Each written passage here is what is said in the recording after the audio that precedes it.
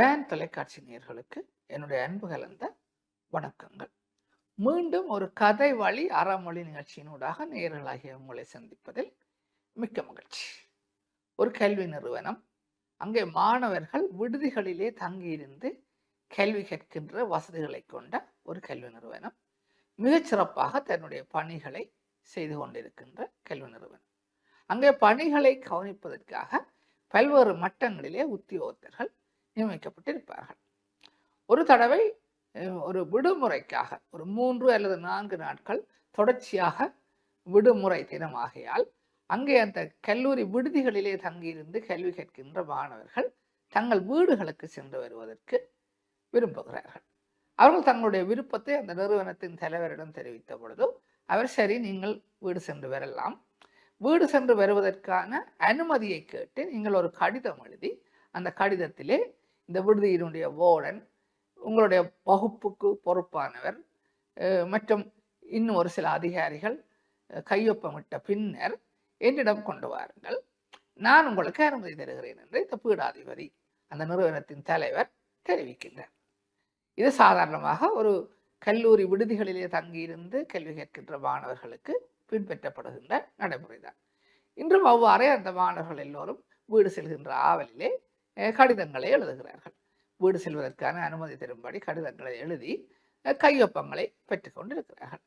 அவர்கள் இந்த நிறுவன தலைவரிடம் செல்வதற்கு முன்பாக இன்னும் ஒருவரிடம் கையொப்பங்களை பெற வேண்டி இருக்கின்றது. இப்பொழுது அவரிடம் இவர்கள் இந்த கடிதங்களை கொண்டு செல்கிறார்கள். ஏற்கனவே இருவர் கையொப்பமிட்டிருக்கிறார்கள். இன்னும் ஒருவர் கையொப்பமிட்ட பின்னர் அந்த நிறுவன தலைவர் அனுமதி கொடுப்பார்.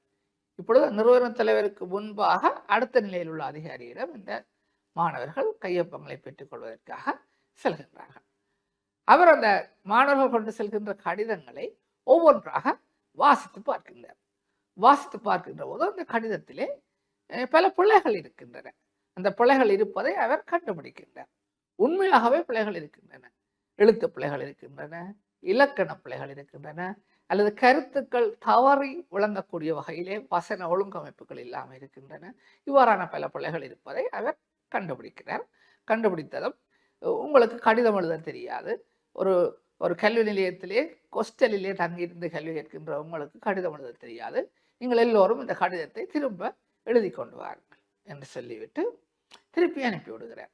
இந்த மாணவர்கள் எல்லோரும் திரும்பவும் தங்களுடைய விடுதிகளுக்கு சென்று மீண்டும் திரும்பவும் அந்த கடிதத்தை எழுதி கொண்டு வருகிறார். சிலர் சரியாக எழுதியிருக்கிறார்கள், சிலர் மீண்டும் பிழையாக எழுதியிருக்கிறார்கள். மீண்டும் பிழையாக எழுதியவரையும் அந்த அதிகாரி திருப்பி அனுப்புகின்றார். இந்த கடிதத்தை சரியாக எழுதி கொண்டு வாருங்கள். இவ்வாறாக 2-3 தடவை சரியாக எழுதித்தான் அந்த மாணவர்களால் அந்த கடிதத்தை சரியாக எழுத முடிந்தது. முடித்த பின்னர் அந்த அதிகாரியிடம் கையொப்பம் பெற்றுக்கொண்டு அந்த நிறுவனத்தின் தலைவரிடமும் அனுமதியை பெற்றுக்கொண்டு அவர்கள் வீட்டுக்கு சென்று விட்டார்கள். அன்றைய தினம் அந்த நிகழ்ச்சி அன்று நிறைவடைந்து விட்டது. அவர்கள் மாணவர்கள் நினைத்தது போன்றே விடுமுறை பெற்றுக்கொண்டு வீட்டுக்கு சென்று விட்டார்கள். அதற்கு அடுத்த நாள் அந்த நிறுவனத்திலே ஒரு கலந்துரையாடல் நடைபெறுகின்றது. அந்த நிறுவனத்தின் வளர்ச்சி தொடர்பாக, அந்த நிறுவனத்தின் மாணவர்களின் கல்வி தொடர்பாக ஒரு கலந்துரையாடல் நடைபெறுகின்ற பொழுது, அந்த முதல் நாளிலே இந்த கடிதம் எழுத தெரியாமல் பல மாணவர்கள் தவறு விட்டதையும், குறிப்பிட்ட அதிகாரியினால் அது கண்டறியப்பட்டு திருத்தப்பட்டதையும் ஒரு முக்கியமான விஷயமாக அந்த கலந்துரையாடலே கதைக்கிறார்கள். அவர் கதைத்து கொண்டிருக்கும் பொழுது அங்கே ஒரு சந்தேகம் எழுகின்றது. இந்த கடிதத்தை மாணவர்கள் எழுதுகின்ற அந்த மொழியை, அந்த மாணவர்கள் தாய்மொழியிலே தான் கடிதங்களை எழுதுகிறார்கள். அந்த தாய்மொழியை இந்த மாணவர்களுக்கு கற்பிப்பவர் யார்? அவர் தாய்மொழியை மாணவர்களுக்கு சரியாக கற்பித்திருந்தால், அல்லது ஒரு கடிதம் எழுதுகின்ற முறையை சரியாக மாணவர்களுக்கு கற்பித்திருந்தால், அந்த மாணவர்கள் மிகச் சரியாக கடிதங்களை எழுதியிருப்பார்கள். அந்த தாய்மொழியை அந்த மாணவர்களுக்கு கற்பிக்கின்றவர் யார் என்று கேள்வி எழுகின்ற பொழுது அங்கே யாரும் எதிர்பாராத ஒரு பதில் கிடைக்கின்றது. இந்த முதல் நாளில் அந்த மாணவர்கள் கையொப்பங்களுக்காக கடிதங்களை கொண்டு வரும் பொழுது அவர்களது கடிதங்களிலே அத்தனை பிழைகளை பிடித்து கையொப்பமிட மறுப்பு தெரிவித்த அந்த அதிகாரிதான் அந்த மாணவர்களுக்கு தாய்மொழியை கற்பிப்பதற்கு பொறுப்பானவராக இருக்கின்றார் என்கின்ற விடயம் அங்கே கண்டுபிடிக்கப்படுகின்றது. நிறுவனத்தின் தலைவர் என்ன செய்வதென்று தெரியாமல் விழித்துக் கொண்டிருக்கிறார். நேயர்களே, இந்த கதையும் கதை இந்த பாடமும் உங்களுக்கு பிடித்திருக்கும், புரிந்திருக்கும் என்றே நம்புகின்றேன்.